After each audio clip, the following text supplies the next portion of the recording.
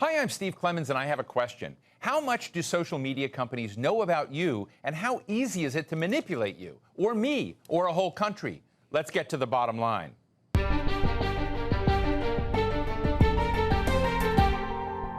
Unless you've been living totally off the grid, which means you'd never see this show, you know that your mobile phone is spying on you. It's telling private companies and governments where you've been, who you've met, what you've bought, and what you think.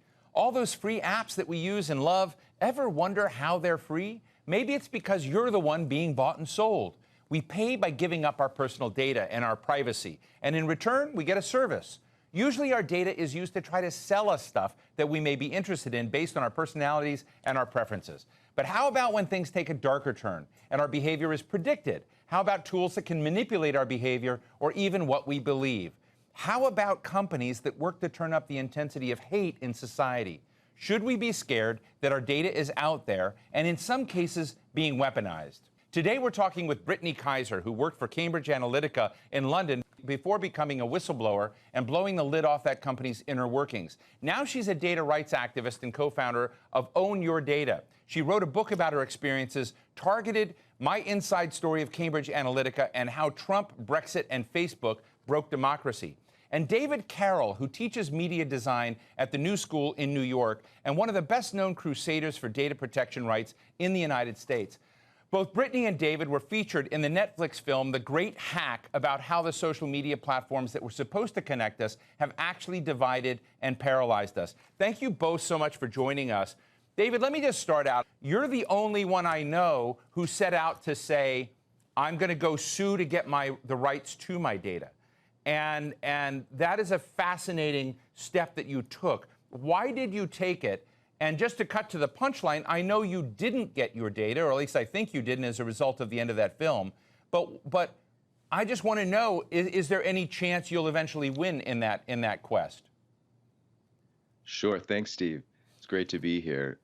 The initial exploration was probably purely academic, just trying to figure out how this industry works, and also working in public, posting my research to social media. And it was that way that it attracted the attention of legal minds in Europe who urged me to seek legal counsel right away. And once I started working with my solicitor, Ravi Nayak, we realized we had a very strong data protection case, and the UK Information Commissioner's Office immediately agreed that I had jurisdiction in the UK because I proved that our data was stored there. So it was the logical step to proceed, to learn more and to see if the law would allow us to exercise our rights. But we were obstructed by the company going out of business. And in the end, somebody leaked the Trump 2016 database to journalists, and it took an act of journalism to actually deliver my data from that leak in the end. So we also learned some of the limitations of being able to regulate these companies and the importance of the free press when that fails. Well, before I bring Brittany into this, because Brittany has a foot in both sides of this story and is such an interesting life in the data world. And I want to tell our folks, one of the coolest things about Brittany is she set up Barack Obama's Facebook page ages ago in the United States Senate, which I find, sort of an innocent beginning to this that took some, darker turns. But I'm interested in, broadly in this question of what should we, David, legitimately feel and think when it comes to our own data? Because I sort of feel like we're surrounded by quick check-off boxes, and we've largely, as a society, given up our rights and leverage in that process. Is that an incorrect assumption I'm making? I think it's an important characteristic of the feeling that we are made to feel like we have no control. And indeed, exercising control is a lot of work. So there is an inherent asymmetry at play, and it's about power. But we are learning how to better make decisions, and we are seeing people make different decisions when they're offered a fair choice. So for example, when Apple upgraded iOS, it asked users if they want to be tracked in their apps. Unsurprisingly, most people said no. but usually when we browse the web, we're asked to accept cookies in a manipulative way. So there's much work to be done to empower people to make informed choices, give consent, but then revoke it if they choose. Thank you. Brittany, I mentioned the Obama story because I remember when his Facebook page went up. I think I may have written something around that time. I met President Obama, well, then Senator Obama, before he was running, and there was this new I was a blogger, and social media was important. There were sort of new waves, new infrastructure being built. And you were part of that in the early days, and then you got into this company called Cambridge Analytica. And I won't tell people all the dimensions of the show, but you became, in a way, part of the machine that took a lot of data that, was out there basically overtly telling people we can change behavior and we can affect elections, and came in. And I'm just interested how that process worked, because it seems like we went from innocence to darkness rather rapidly with no speed bumps. Am I wrong in my impression? Well, over a decade from the time that I joined Senator Obama's first presidential campaign to the time that I became a whistleblower at Cambridge Analytica, a lot developed in the data science field. When we first started building products for the Obama campaign, that was the first time that data-driven work had ever been applied to social media and politics. And we saw that all of a sudden, millions of people were registering to vote for the first time, turning out to community events, hosting watch parties for debates, and getting involved in issues that were important to their communities. So this seemed like an inherent good, but again, there were ethical and moral guidelines that were implemented on the Obama campaign where we were only doing positive messaging. Now, fast forward to Cambridge Analytica, where I was excited to join this company and learn more about how to build much more advanced tools than we had used on the first Obama campaign, of course. But there were clients that were working for the company that did not have the same sort of ethical or moral guides, which meant that they were using negative campaigning. I think a lot of people are used to that, especially right ahead of an election this week. It's an amazing time to be talking about this, because I'm sure that you have seen or even been bombarded with ads that are saying something negative about other candidates. Now, the amount of data that you produce and your behavioral patterns will tell companies whether you are susceptible to actually being persuaded by those negative messages or not. Some people are, others are not. And a lot of money gets plowed specifically into not just negative campaigning, but fear-based campaigning based on whether or not you could be persuaded to change your vote. And that's one of the biggest problems with data collection, is that the more data that we are producing, the easier it is to predict our behavior and therefore influence it. In the end, that's why I decided to become a whistleblower and have been working on how we actually change that, both on an educational and awareness front, on the legislative and regulatory front, as well as developing new technologies that allow you to have more control over how your data is used or not at all. Well, Brittany, one other element here, and again, please tell me, I'm a layperson in this discussion. You both have been in it a lot more. We all focused on Cambridge Analytica. I wrote about Cambridge Analytica. We saw the story. We saw the issues regarding Facebook and governance, and we've had lots of discussions, even right now in this country, as Twitter is purchased by Elon Musk, and we see all this stuff going on. I'd love to get your views on that. But I guess really want to know, was Cambridge Analytica the tip of the iceberg?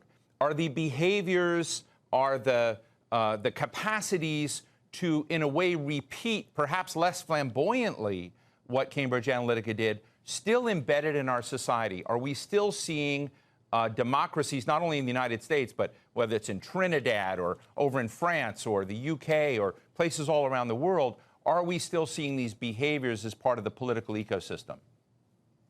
Absolutely. Unfortunately, many countries around the world have not yet implemented national legislation that protects individuals from their data being taken from them, bought, sold, traded, and used to target them by any organization that has the money to purchase or license that data. Even enough data is available without purchasing or licensing for you to be able to create targeted communications and campaigns for political or commercial purposes. So now, instead of one Cambridge Analytica, we have hundreds or thousands of companies that are doing something similar and are not under the guise of a certain type of regulation or legislation that would be able to protect people's rights. So I think one of the biggest issues we have is not just passing that legislation, but also helping inform people for them to be more conscious consumers of digital content and understand that when they are targeted with certain content, that is meant to influence them, and starting to take smarter steps in order to protect themselves from that type of influence operation. David, let me ask you the same thing. Is this a Pandora's box that can't be closed again? You know, on the film, The Great Hack, it's very disturbing to me to see visual images, Black Lives Matter protests and encouraging, you know, almost violent gatherings in that field, Blue Lives Matter, designing clash and collision funded by Russian sources, we now know. And it just makes one wonder today, as we look at the toxicity. Now, I know the U.S. political culture better than others, but the toxicity here, whether we still have this practice underway, and what your views are about somehow getting control of that again. Yeah, I think the interesting thing is the need for these national privacy laws and protection rights to be enforced and put into place.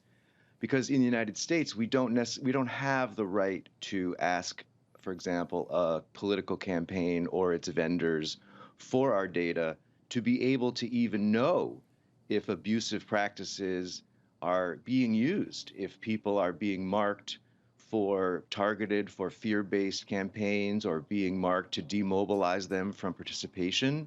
So I think what the Cambridge Analytica story taught me is that being able to get your basic voter profile seems to be an important aspect of 21st century democracy, to even be able to know if you're the target of abusive practices. And then if you are, what could you do about it? Is there an authority to complain to? Do you have rights in a court to prevent this from happening, or to prosecute people for engaging in unlawful practices? We had that ability because of the weirdness that Steve Bannon decided to send U.S. voter data to the UK and then weirdly make it part of that country's jurisdiction. If Steve Bannon had kept the Cambridge Analytica data in the United States, I would not have been able to do what I did.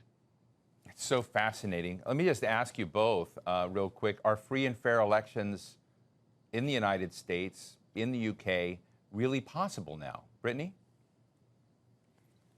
I believe it's possible, but it's going to take generational change on the education and awareness front for people to understand what happens in election cycles, the types of content they're being shown, the amount of money that is spent on disinformation, both from American political organizations as well as foreign countries that are paying to influence and change who might be elected and who might ascend to certain seats.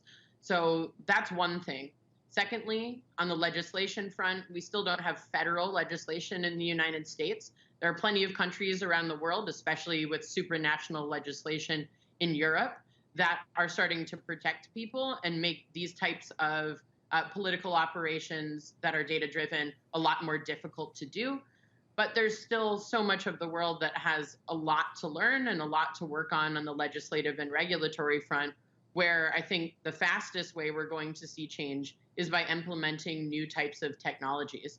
Interestingly enough, we're going to see over the coming months and years what Elon Musk decides to do with Twitter. One of the biggest issues we've had in elections, something that both Cambridge Analytica used and plenty of organizations around the world use, are fake accounts. So when you create fake accounts on social media, a lot of those are run by bot farms, they're run by AI, and that allows hundreds or thousands or tens of thousands or even millions of messages to be pushed out and shared around the world. And those are not by real people. So Elon has promised two things to the public. One, to get rid of those fake accounts by KYCing everyone on the platform. That is going to make a huge impact on making social media safer. And secondly, to open source the algorithms. One of the things that a lot of legislators and activists like myself have been collaborating on are figuring out how some of these social targeting algorithms actually work, so we can ban certain uses of these algorithms to make social media safer and to make our democracy stronger. David, what do we need to do to make sure that elections in this country are free and fair?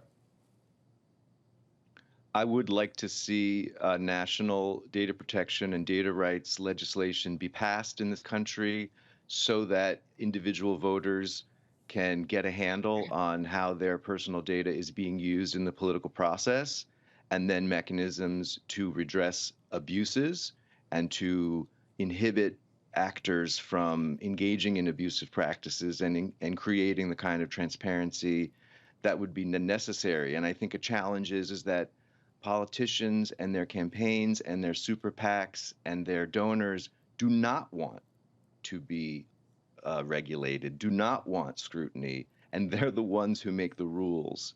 And so we are in a catch-22 position.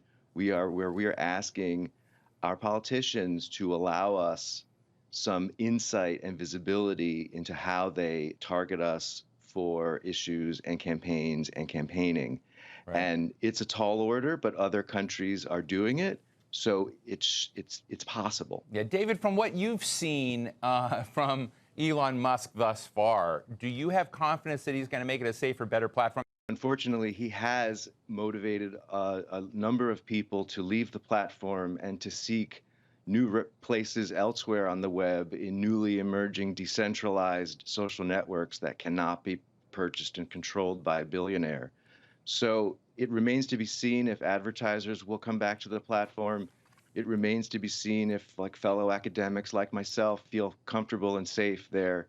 But it is giving people reason to find alternatives. And I think he should be concerned that he is driving away people, because the power of the platform is the people who are on it. Brittany, what I found fascinating in your book, and I did read your book, was the journey you went through, but also your experiences with Daniel Ellsberg. And I met Daniel Ellsberg about 30 years ago, and we were going into Lawrence Livermore Labs, and there was a big sign above our car that said, "No classified information will be discussed beyond this point." And Daniel Ellsberg said to me, "Let me think of something classified to tell you, Steve."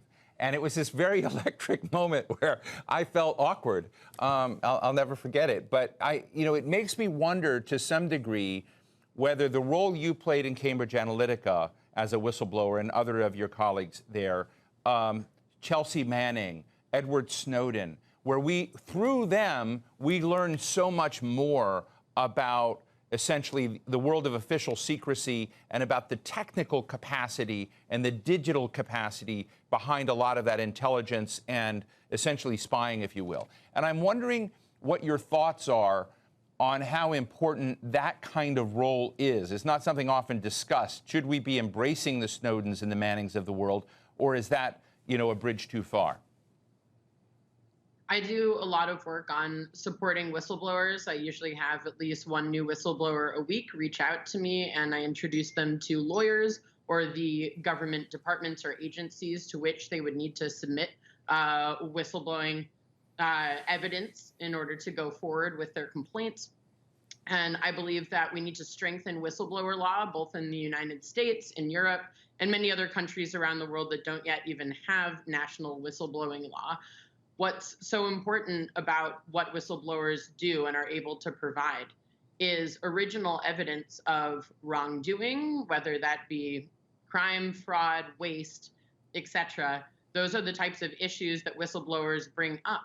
And that allows not just companies or government organizations to reform, but it allows everyone to be kept safer, both internally and externally to an organization. So when you become a whistleblower, you don't know what's going to happen. You don't know who is going to retaliate against you. You don't know if you're going to be blacklisted or ever going to be able to work again. You don't know if you are going to be targeted or if your family will be targeted.